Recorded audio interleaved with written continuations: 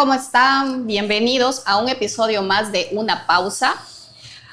Como este es un espacio abierto para poder expresarnos de todo lo que nosotros podemos tener guardado en nuestro corazón, en nuestra mente, hoy vamos a hablar de un tema que nos aqueja a todos. ¿Qué es lo que tenemos en nuestro corazón? ¿Qué es lo que tenemos en el alma? Vamos a hablar del tema, la depresión. Pero para eso tenemos un invitado muy especial. Él es un psicoterapeuta especializado en terapias de tercera generación. Él es Guillermo Fedmund, al cual le damos la bienvenida a nuestro set. Muchas gracias. Bienvenido, Carlita. Guille. Es para mí un honor estar acá con ustedes. Muchas gracias al público televidente. Claro que sí. Debido a todos estos episodios que se han venido viendo en la sociedad, ¿no, Guille? Suicidios, algunas actitudes propias, tristezas en el corazón, tristezas en la mirada. Entonces, ¿qué es la depresión para poder conceptualizar bien el tema, por favor? Bueno, la depresión lamentablemente es una enfermedad que tiene consecuencias muy lamentables cuando no se detecta a tiempo. Para llegar a la depresión hay todo un proceso. Y si queremos hablar de depresión, hablamos de una emoción. Nos sentimos mal, todo es catastrófico. La depresión en sí podríamos decir que es un exceso de pensamientos del pasado. Normalmente tormentosos, normalmente fracasos, normalmente traiciones, lo que pudimos haber hecho, lo que no hicimos. Son cargas del pasado. La depresión, muchas veces cuando no se trabaja, puede pues acompañar una vida como esos dibujitos que uno va caminando con su nube arriba, ¿no? Puede haber sol alrededor, pero uno lleva su depresión a todas partes. Muchas veces, como en estos últimos casos de suicidios de jóvenes realmente inteligentes, capaces, con un nivel cognitivo muy alto. Sin embargo, hay una carencia en estas épocas que es de inteligencia emocional. La depresión, exceso de pensamientos del pasado. La ansiedad, excesos del pensamiento de futuro. Son enfermedades que terminan siendo psicosomáticas. ¿Por qué? Porque la ansiedad de lo que va a pasar, de qué va a suceder, si me quedo sola, si no consigo trabajo, si no me alcanza. Entre la depresión del pasado y la ansiedad del futuro nos encontramos con lo que llevamos siempre, el estrés del presente. El estrés del presente. Tú estás diciendo que la depresión es un exceso de pasado. De pensamientos y emociones que arrastramos del pasado. Eso quiere decir que todos los seres humanos entonces tenemos un porcentaje de depresión en nuestra vida. Por supuesto, por eso tenemos el libre albedrío. Antes hablaste algo de enfermedades del alma, algo de... ¿no? Y cuando hablas alma, hablas de inconsciente, subconsciente. Cuando hablas espíritu, hablas de consciente. Entonces el ser humano tiene esas dos vocecitas, ¿no? ¿Y cuáles son los rasgos o las emociones que uno puede demostrar o puede percibir hacia otra persona para poder darnos cuenta de que esa persona está deprimida pero lo disimula? Porque muchas veces las personas están deprimidas pero están con una sonrisa hacia la gente, y cuando llegan a sus espacios a solas es un mundo diferente. ¿Hay señales para poder ver o por lo menos captar que esa persona podría estar pasando un momento de depresión? Bueno, es que definitivamente hay un equilibrio donde podemos desarrollarnos sanamente, ¿no? Hay momentos en que podemos estar alegres, podemos estar preocupados. Los extremos son totalmente indicadores de riesgo, ¿no? Hay personas muy alegres que son el alma de la fiesta, pero que han terminado suicidándose. Sí, lo he visto. ¿No? ¿Y cómo puedes diferenciar entre exceso de alegría o no, está triste o está deprimida? Hay personas que siempre están alegres y ahí hay que, una cosa es que uno tenga una actitud y otra cosa es que pese a la adversidad y de la situación real, no seamos conscientes, ¿no? ¿Por qué? Porque de alguna manera podemos tener una vida muy exitosa por fuera, pero por dentro tenemos cargas que no queremos demostrar, ¿no? Vivimos con máscaras. Eh, Normalmente también lo hablamos. Inconscientemente nosotros damos mensajes también. Eso se podría decir que es un síntoma.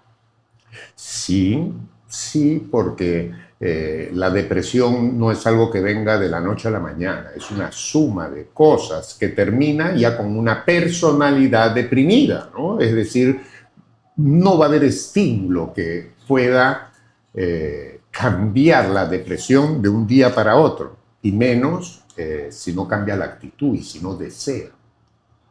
¿Quién no ha pasado un momento depresivo? ¿No? Yo he pasado muchos momentos en que he pensado también en eliminarme. Yo creo que cuando ya el pensamiento suicida está en tu cabeza, es el punto más crucial de pedir ayuda, del momento en que tú internamente estás pidiendo ayuda. Llamar la atención y de alguna manera castigar. ¿A quién? Ese es el problema del suicida, que quiere castigar a personas quitándose la vida. Es decir, se llega uno tanto a desvalorar que el simple hecho, estos casos que se ven tan horribles, ¿no? Hay sí cosas como mafias, ¿no? Estos asesinatos, pero hay estos enredos emocionales de feminicidios por amor.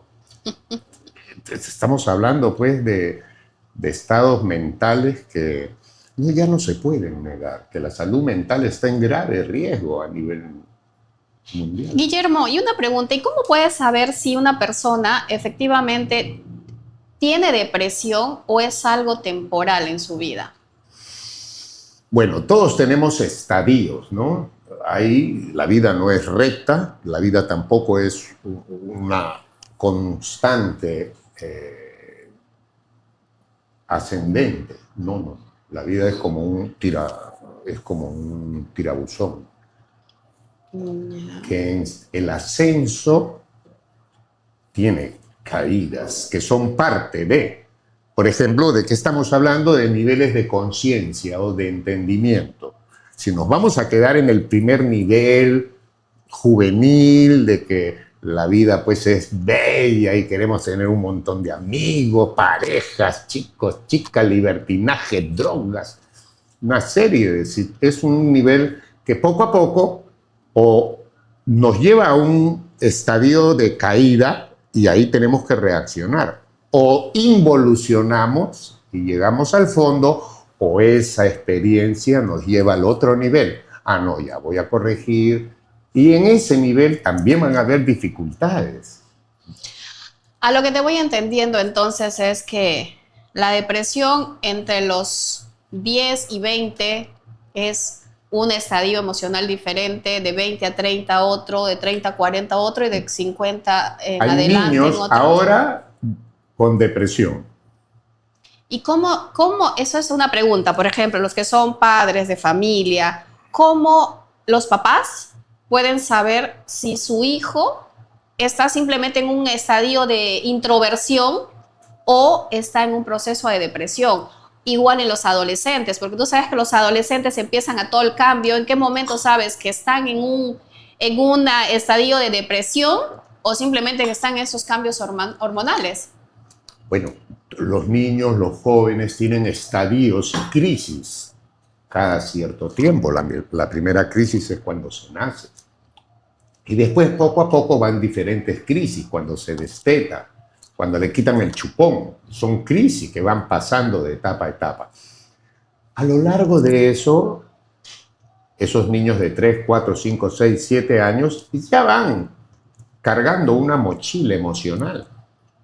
Muchas veces vemos que repetimos la conducta que tanto nos que tanto criticamos o nos costó, nos convertimos un poquito como eso que criticamos, como mamá, como papá. Y eso es algo pues que es del inconsciente, ¿no? Es algo así como que dice, tú peleas cuando tienes tu papá y tu mamá, ¿no? Que con la persona que más peleas es a la persona que más te pareces. Es que justamente no solo es que más te parece, sino a la que más quieres. ¿Por qué? Porque son patrones que muchas veces se graban de la infancia. Por ejemplo, un joven, un niño que ha crecido con carencias afectivas, con violencia, crece mamá ama papá, papá ama mamá, pero pelean, discuten, lloran, se tiran cosas, se golpean. Entonces se crea una enfermiza relación amor-maltrato, sufrimiento. Cuando ese niño que no entiende, porque es chiquitito, no entiende lo que sucede, pero después se besan, se abrazan, ya la cosa es así.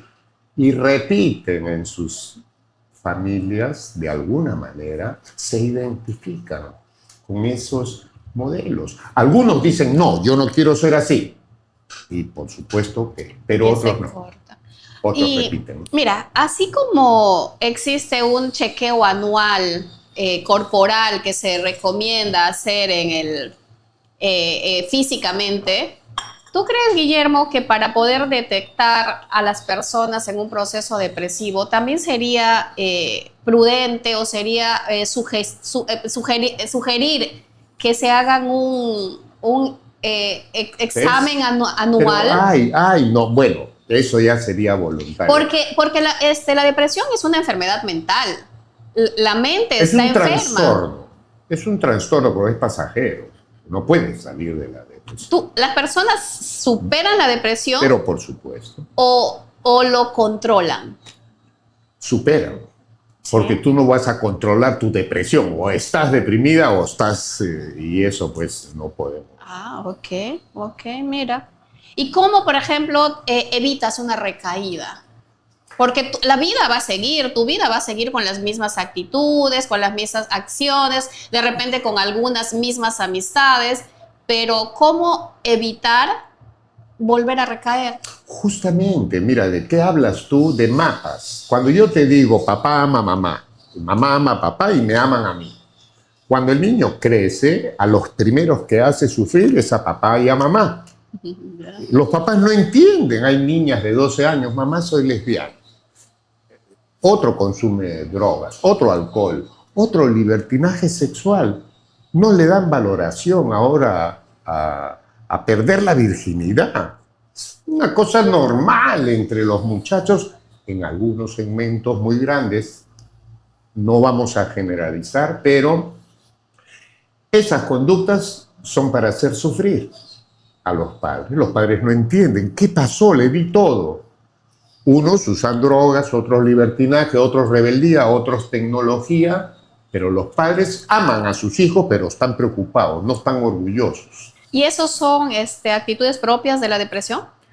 Bueno, depresión significa, de alguna manera, no enfrentar la realidad, sino sumergirte en todo lo negativo.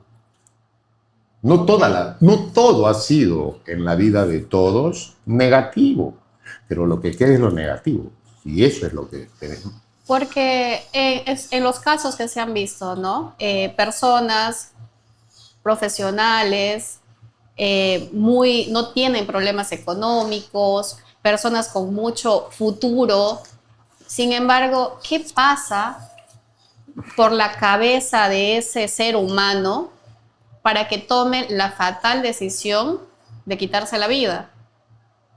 Muchos lo llaman cobardía, pero ¿qué es lo que pasa por la cabeza de ese ser humano para tomar esa fatal decisión? Bueno, como te digo, el ser humano vive su infierno o su paraíso. Lo que muestra es una cosa, pero lo que vive en realidad es otra. Ahora, tú puedes realmente tener indicadores, ¿no? Porque sí pueden haber algunos indicadores, el estar aislado, el siempre estar solo, el no ser sociable, el ser incomprendido. Siempre hay por algún lado algunos indicadores que aparentemente son inofensivos, ¿no? Pero que son la puntita del iceberg y abajo. A veces queremos solucionar la puntita y el asunto no es ese, sino lo que viene La de base. abajo. La base. ¿Tú has estado deprimido alguna vez, Guillermo? Claro que sí. Yo en mi depresión me llevó a la calle. Yo he sido en algún momento habitante de la calle.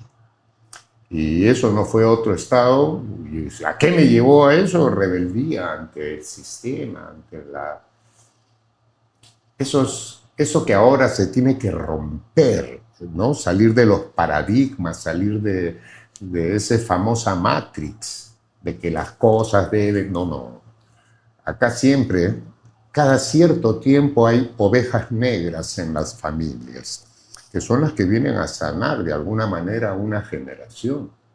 Yo espero que en mis hijos, y gracias a Dios agradezco, en mi hija, maravilloso, en mi hijo está ahorita, gracias a Dios, que en mí se haya cortado. Entonces, sí, yo no la pasé bien. Claro que llegaba a la depresión y era solamente por no aceptar lo que me pasó de la infancia, que nadie me creyó, que no aceptar, que por qué si era tan inteligente, tan capaz y esto, por qué. Y uno va acumulando cosas, ¿no? Hasta que llega un momento en que deja de usar máscaras.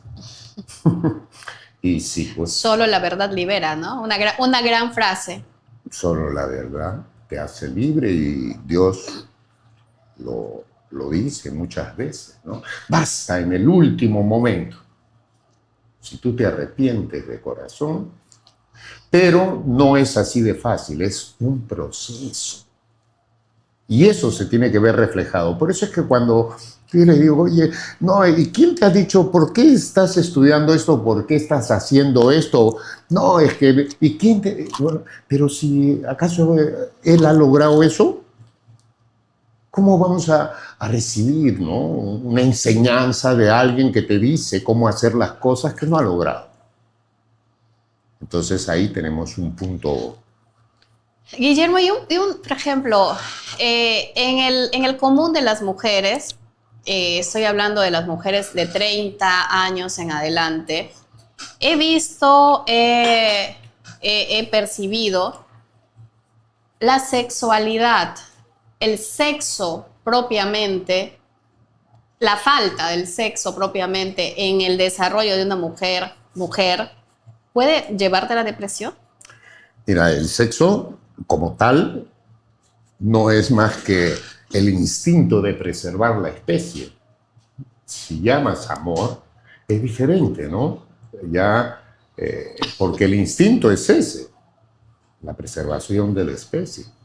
Pero estamos hablando de un componente de los tres que requiere una pareja. Eros es una parte, Eros ve a la persona como objeto de su satisfacción. Eros ve a la persona no como sujeto, con derechos, ve a la persona como posesión, eres mío, me perteneces. Eros te sube al cielo, mi reina, mi rey, y al rato donde va de grado tirándole la botella. Viernes es Eros, bien bacán, pero sábado, domingo, lunes, martes, ¿dónde estás? ¿Qué haces? Me han llamado, mira, me han mandado fotos. Entonces, muchas parejas tienen sexo, pero no hacen el amor. Es muy diferente. El sexo es tuyo. Tú lo compartes.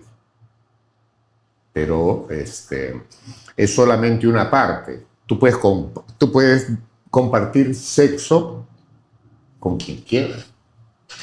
Pero hacer el amor, ya ahí tiene que haber fila y ágape. Fila. Las emociones, esa complicidad. Eso, la cochinadita, esa que tanto nos gusta. Tiene que haber amistad, comprensión, empatía, planes en común, reciprocidad. Tiene que haber.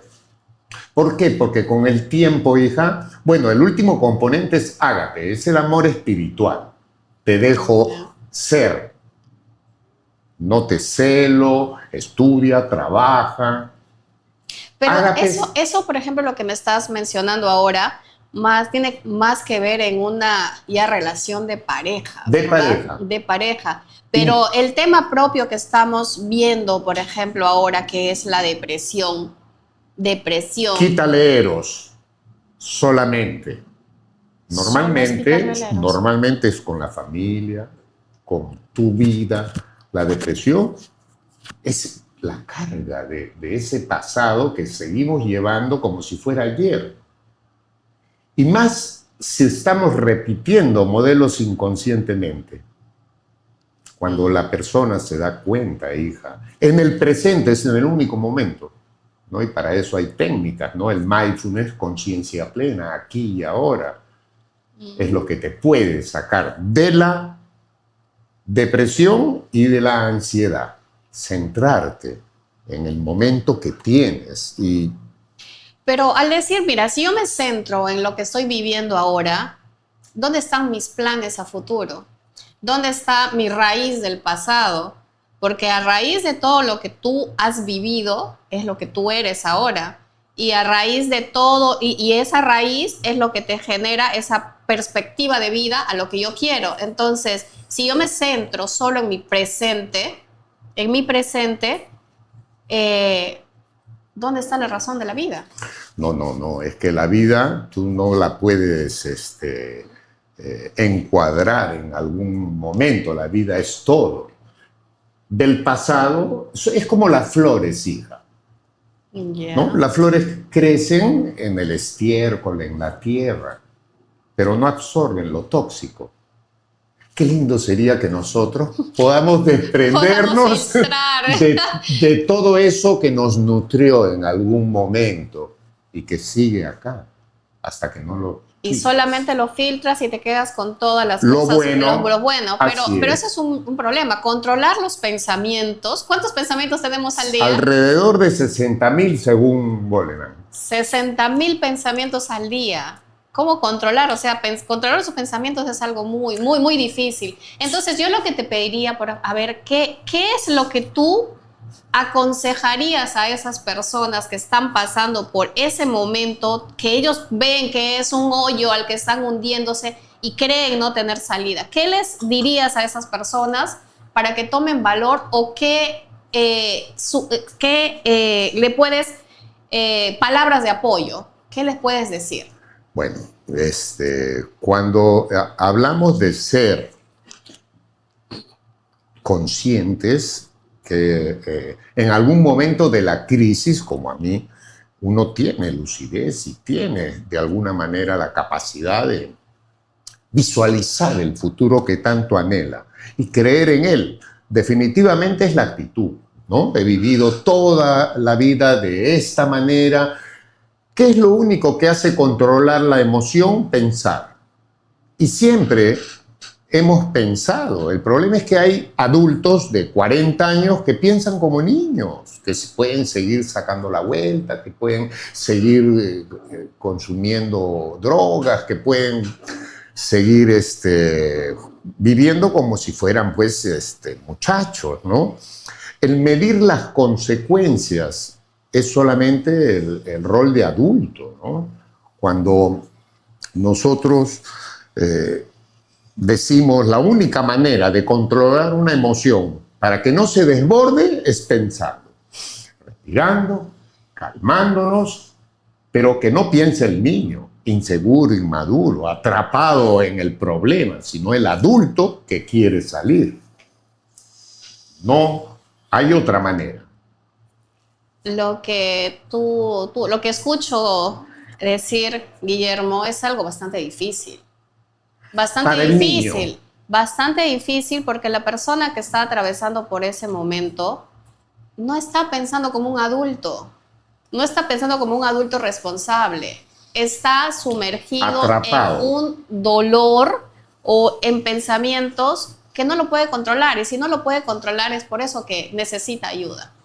Daniel Goleman, en su libro Inteligencia Emocional, nos dice que hay 3 tipos de personas en cuanto a cómo le afecta lo que sucede. 1, la persona atrapada en sus emociones. De este tipo de personas hay 2.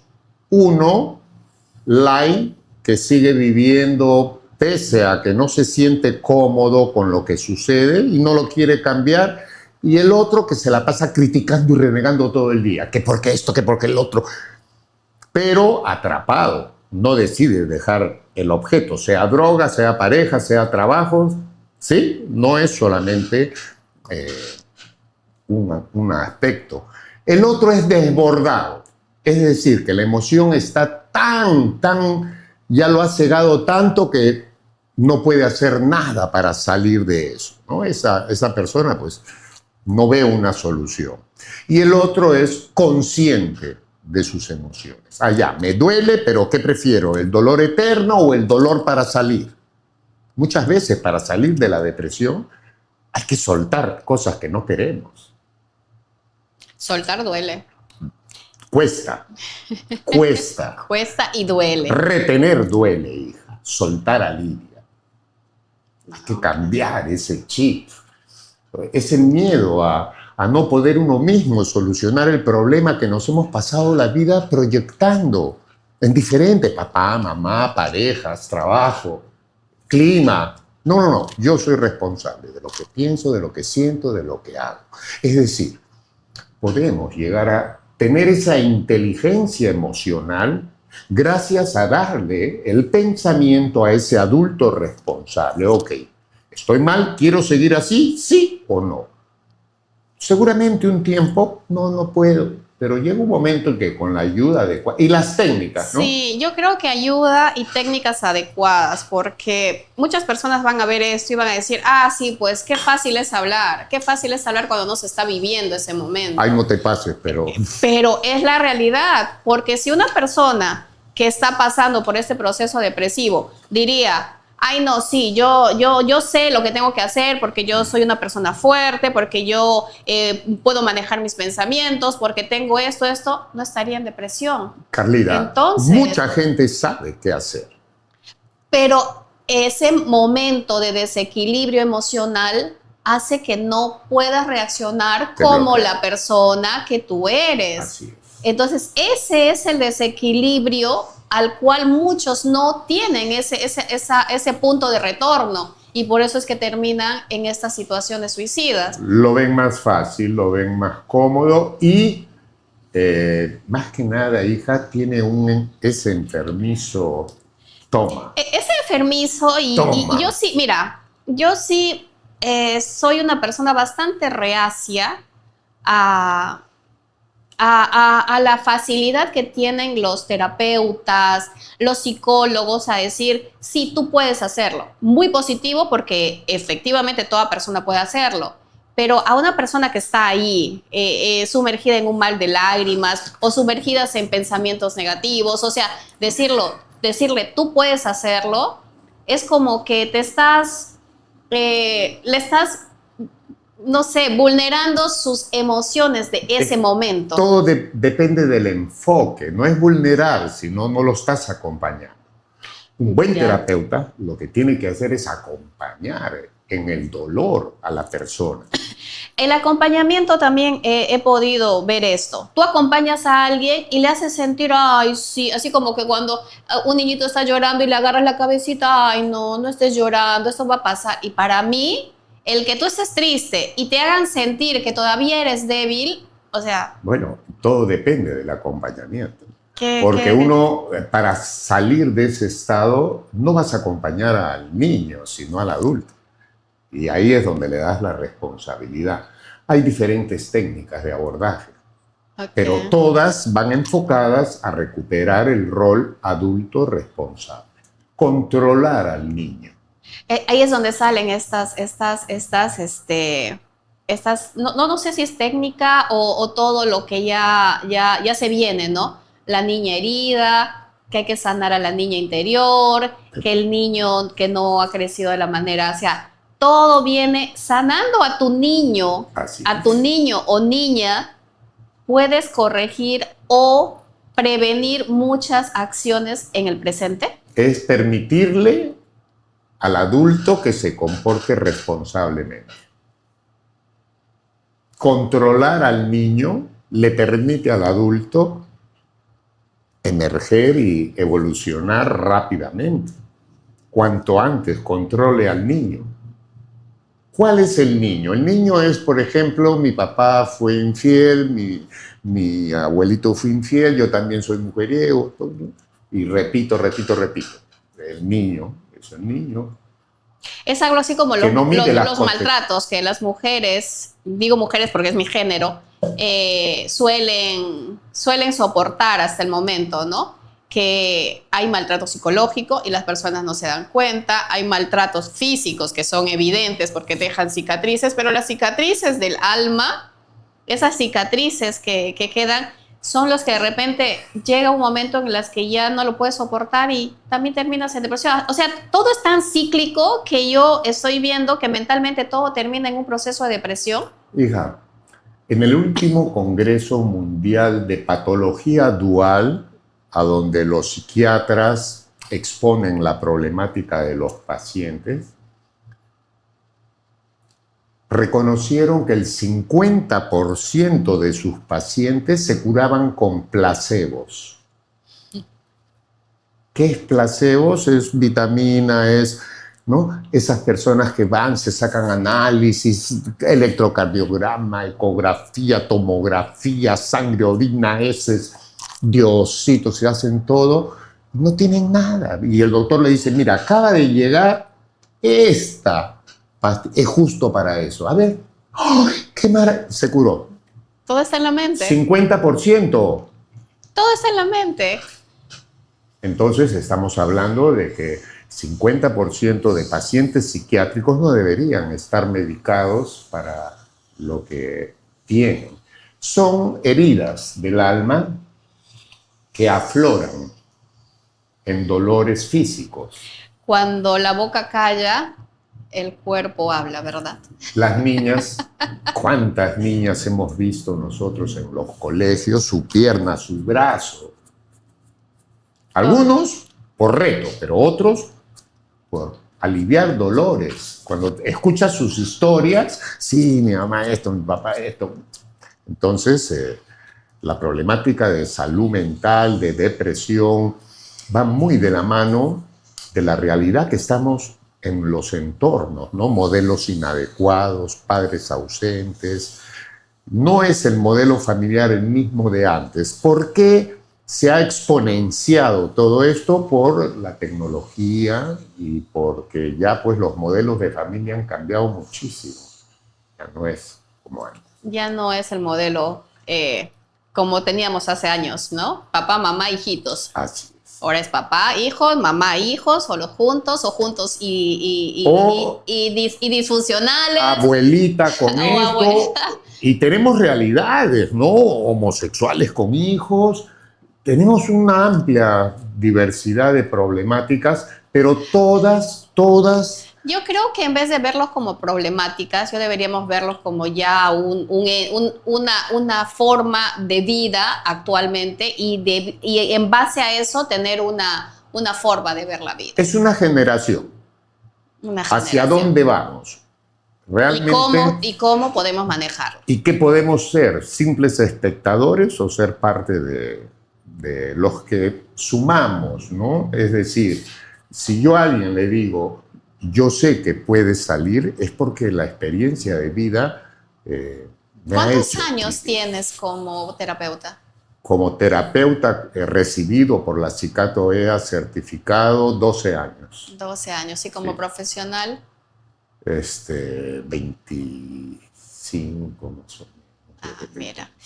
Guille, esto ya que es un tema que podríamos explayarnos el día entero tomándonos unas cuantas Así tazas es. de café adicional, pero el tiempo nos gana. De verdad me gustaría que puedas dar una frase cortita y luego de eso, ¿dónde te pueden encontrar para que puedan contar contigo? De repente es muy difícil hablar cuando tú estás en una etapa de depresión, es difícil decirlo.